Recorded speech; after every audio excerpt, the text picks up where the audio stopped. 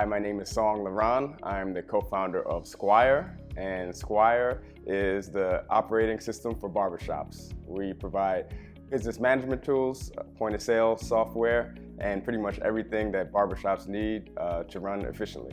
Squire has raised up to Series D, and we've raised about $160 million in total in the life of the company. We started Squire in 2015. The first 4 years were quite difficult. From a fundraising perspective, we didn't really raise one big round from an institutional lead until 2019.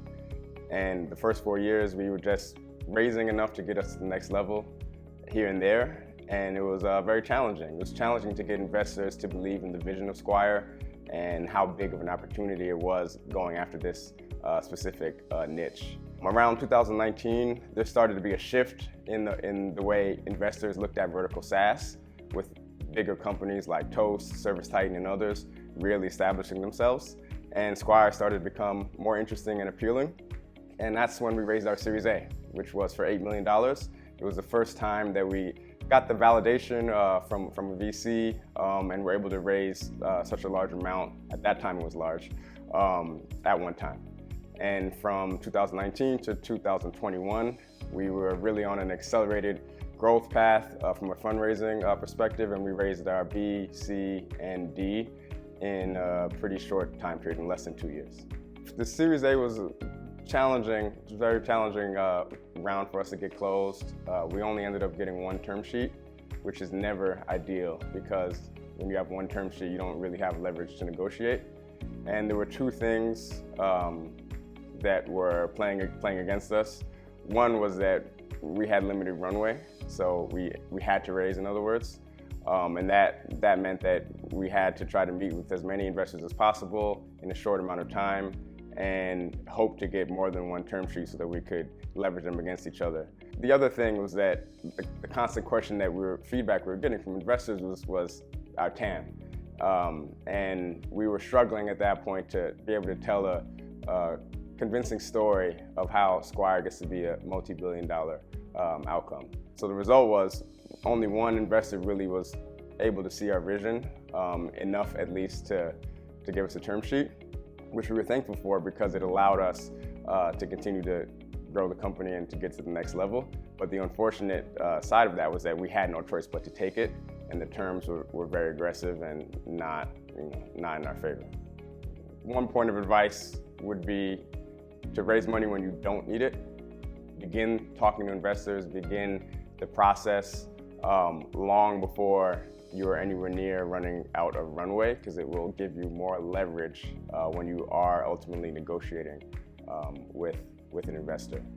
And another point that I wanted to stress is that it's very important to make sure that you pick investors that are going to provide value and really be in your corner when times get tough. It is like a marriage, and once they invest and they're on your board, they're essentially with the company for life. So one thing I recommend is doing diligence on the investor in the same way that the investor will do diligence on you. Talk to companies who the investor has invested in, particularly companies that have not done well.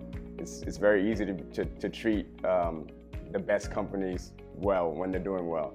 But a lot of times investors will show their true colors when a company is struggling. So that would be one point of advice. One thing to keep in mind when interfacing with investors is how important timing is. Investors will often try to draw out the process of you fundraising with them and them doing diligence as much as possible, because that gives them more time to get more information about the company, and information is the currency that investors trade on. So as a founder, you want to compress the fundraising period as much as possible and create a sense of urgency amongst investors so that they move faster. Otherwise, there's really no incentive for them to finally commit and give you the term sheet if they don't think that there's competition, that other investors might come in before them and win the deal. Investors are very competitive the same way that we're competitive, and you need to use that sense of competition to your favor. As the founder of your company, one of your primary obligations is to keep the company capitalized. So as unfortunate as it may be sometimes, we can really never stop fundraising. So when you're not actively fundraising, you should still be keeping relationships warm with current investors and potential new investors as well. And one thing you need to keep in mind is you need to control the narrative about yourself as a founder and your company as much as possible.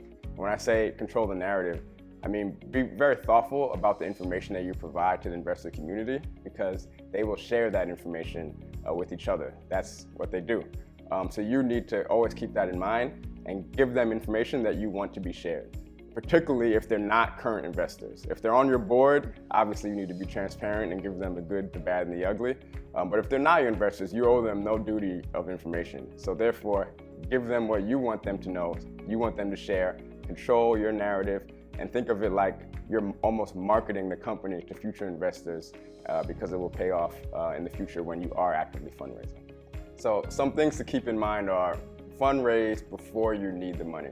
Time is risk, so use it to your advantage.